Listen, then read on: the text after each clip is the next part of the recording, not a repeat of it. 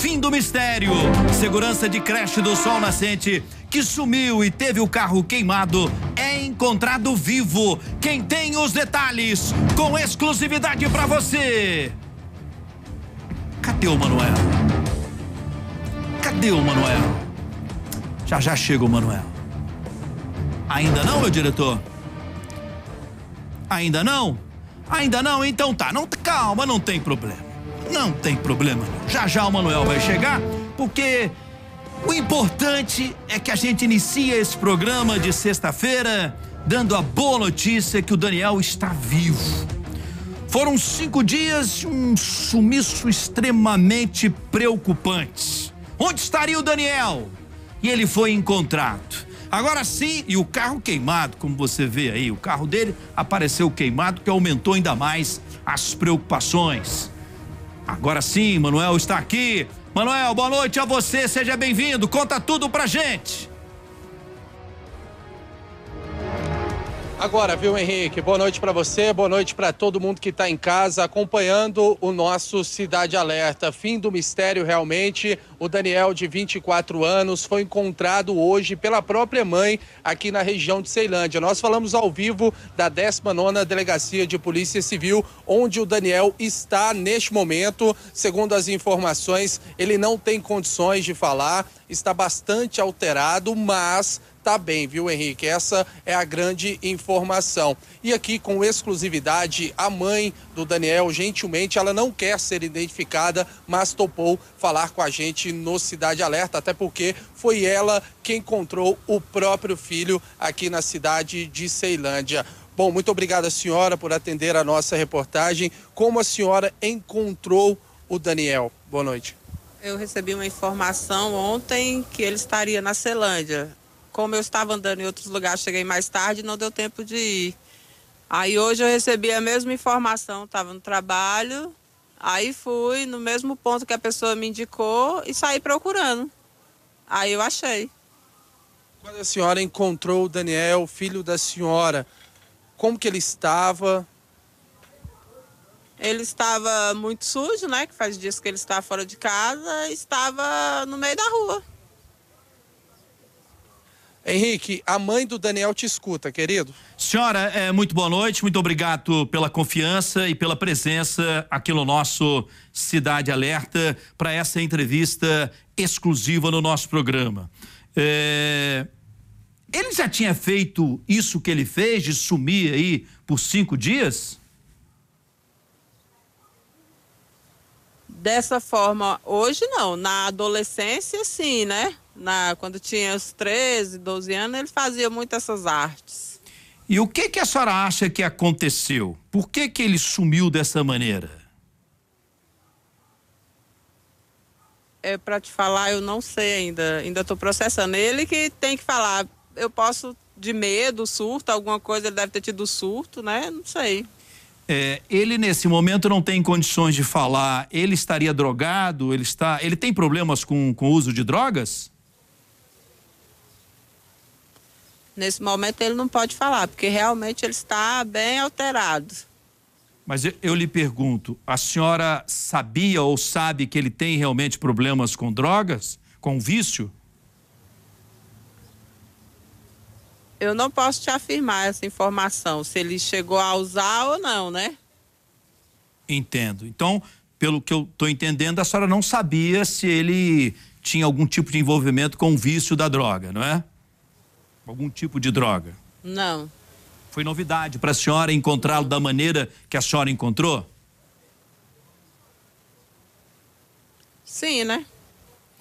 Porque ele estava bem, trabalhando, né? Não vi nenhum motivo, em casa normal, não estava agressivo, né? Então foi... Bem, nós estamos acompanhando ao lado da família esse caso desde o início e nós ficamos muito preocupados, né? Falamos com vocês várias vezes e quando o carro aparece queimado, foi ainda mais assustador. A senhora já consegue juntar as peças de todo esse mistério agora revelado, com ele já tão pertinho da senhora, não? Por que isso aconteceu? Não, ainda, né, tem um mistério no ar, porque a questão, o carro apareceu carbonizado, né? Então tem muita coisa ainda pela frente aí para a polícia investigar, né? E a história do áudio, não é? Aquele áudio dele preocupado, com medo de morrer, dizendo que estava no lugar errado, na hora errada. Como é que é tudo isso para a senhora, agora que a senhora já tem a certeza que seu filho está vivo na sua frente?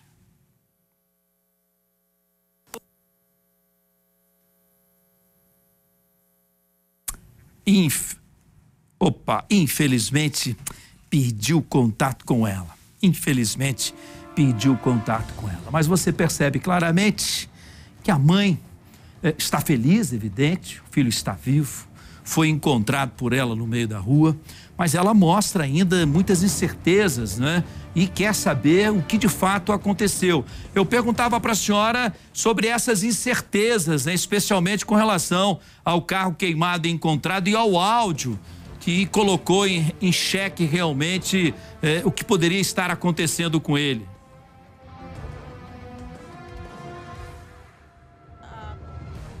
Infelizmente perdi o contato. Nesse momento nós vamos retomar com tranquilidade para a gente continuar um pouco mais nesse assunto com exclusividade para você. Mas eu dizia a você, pelo que a gente pôde observar na conversa com a mãe do Daniel, que ela ainda tem muitas incertezas. Ela também quer saber por que esse carro apareceu queimado. Ela também quer entender o porquê daquele áudio onde ele demonstra muito medo, né? Uma certa preocupação com o que estava acontecendo com ele, de estar no lugar errado, né? Na hora errada. E ele some, a mãe consegue encontrá-lo na rua, em Ceilândia, vivo, mas nesse momento ele não tem a mínima condição de conversar com ninguém, porque ele está drogado. E respondendo a minha pergunta, como você acompanhou agora há pouco, você percebeu que ela também tem algum tipo de surpresa de ter encontrado dessa maneira. Ela reagiu à minha pergunta dizendo, olha, foi novidade também para mim agora encontrá-lo dessa maneira, não é? Dessa maneira que nós encontramos. Graças a Deus ele está vivo, com certeza a partir de agora, com a ajuda do Estado, assim a gente espera, ele passa a ter um atendimento especial para se recuperar e também para explicar para a polícia como tudo isso aconteceu. É isso, não é, Manuel? É a preocupação agora de saber como é que a polícia vai juntar, né, todas essas informações para contar para a gente o que de fato aconteceu com o Daniel. Exatamente isso, Henrique. Assim que eu cheguei aqui na delegacia, fui informado que o carro em que o Daniel estava não é dele. Esse carro que acabou sendo carbonizado. A senhora confirma essa informação? O carro não era do Daniel? Sim, não era dele. Era de quem o carro? Era do patrão dele. E o patrão dele está cobrando agora? Como que está essa situação? Ele já falou com a senhora? Não, ainda não sei, que a gente estava preocupado de achar ele, né? Aí eles tinham emprestado o carro para ele, ainda não sei como é que vai ficar essa situação. Para a gente fechar aqui a nossa entrevista, daqui para frente a senhora vai pegar o Daniel, vai para casa? Sim. Tá bom, muito obrigada, senhora, tá? Pela gentileza. Bom, Henrique, aqui ao meu lado também o delegado responsável pelo caso, doutor Wander, gentilmente atendendo também a reportagem ao vivo e exclusiva do Cidade Alerta. Doutor, como está o caso Daniel? O que acontece com ele por agora? O que a polícia conseguiu apurar até o momento? Boa noite para o senhor. Boa noite. Pois bem, essa situação chegou ao nosso conhecimento no dia 22 agora de agosto. Mobilizou duas delegacias, a 19ª e a 23ª DP, por conta que ele trabalha aqui na área da 19ª, e ele pegou o carro emprestado com a patroa dele e não devolveu esse carro. Então ela registrou essa ocorrência de apropriação indébita aqui na nossa delegacia no dia 22. Quando foi no dia 23, esse carro apareceu localizado na QNP 32, área da 23ª DP. Então, havia até inicialmente um conflito de competência aí, quem iria atribuir essas investigações, mas como nós somos parceiros aqui, tanto a 23ª quanto a 19ª uniram as forças para poder proceder às investigações.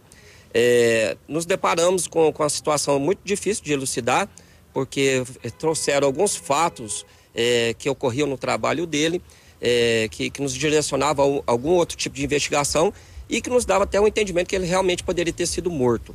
Mas, felizmente, né, a mãe dele apresentou ele agora... Quais são esses fatos, doutor? Rapidinho.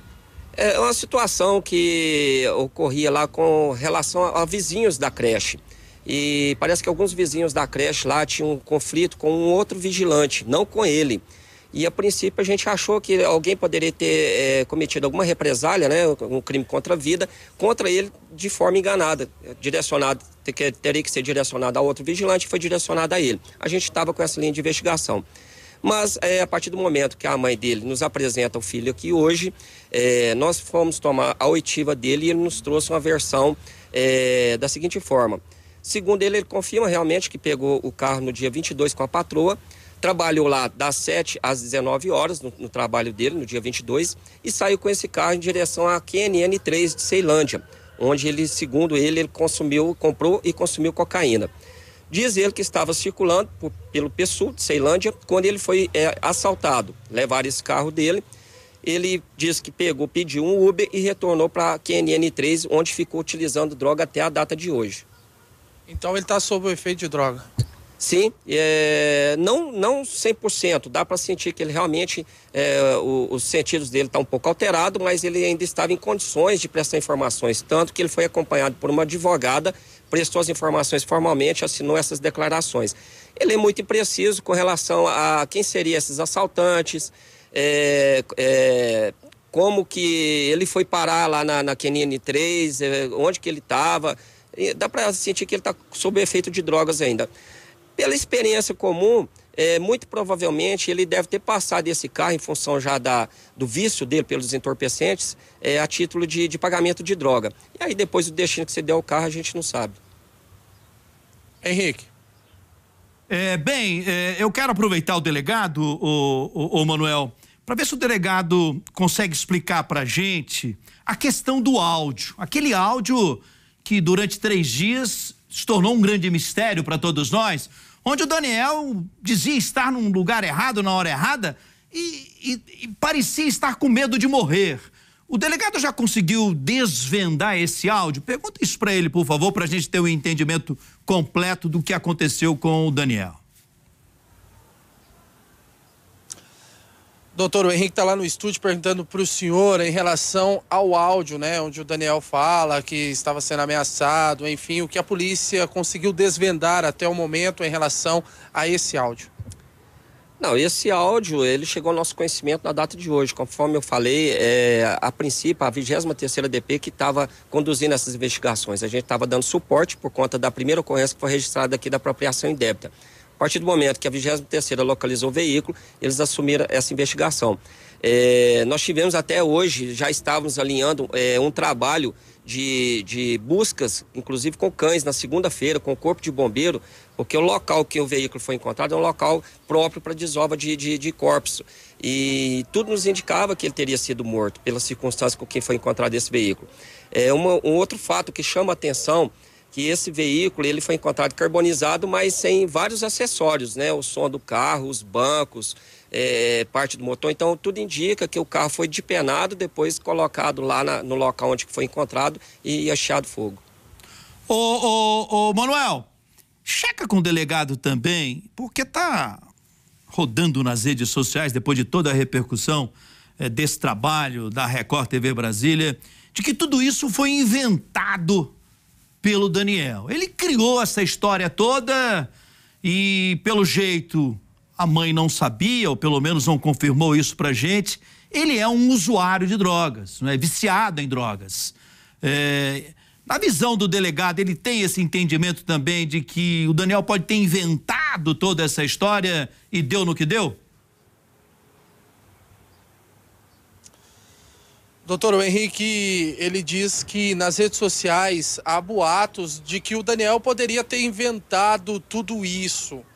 A polícia sabe se o Daniel realmente ele inventou tudo isso, ele sabotou tudo isso por ser talvez um usuário de droga? Nós não podemos jamais afirmar isso. Até por conta, a linha de investigação é que, em tese, poderia ter ocorrido um latrocínio ou até mesmo homicídio, em função dessa situação que a gente passou da creche com relação a outro vigilante que não era ele.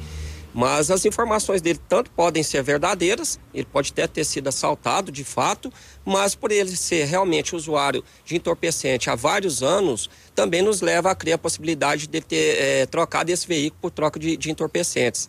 Então, se é mentira ou não, é difícil da gente afirmar o que seria a tese mais provável. O Daniel tem passagem pela polícia? Essa informação eu não consigo te passar aqui nesse momento, porque a nossa seção de investigação que estava à frente, como ele é usuário de drogas, pode ser que tenha, pelo menos, por uso e porte de substância entorpecente. Henrique. Aí, quero agradecer a você, Manuel, pela reportagem ao vivo, agradeça também ao delegado. Acho que demos fim a esse mistério do Daniel. Ele está vivo, isso é o mais importante. E eu repito aqui que eu espero que essa senhora, essa família possa contar com o Estado, com o governo do Distrito Federal para recuperá-lo, não é? A mãe no primeiro momento dizendo que não sabia dessa situação dele agora como adulto, mas a gente percebe pela fala do delegado que ele é um usuário já antigo de drogas. Que tudo fique bem, que a polícia possa terminar o seu trabalho da melhor maneira, mas repito, a melhor notícia é de que o Daniel está vivo. Um abraço a você, Manuel. Ao vivaço!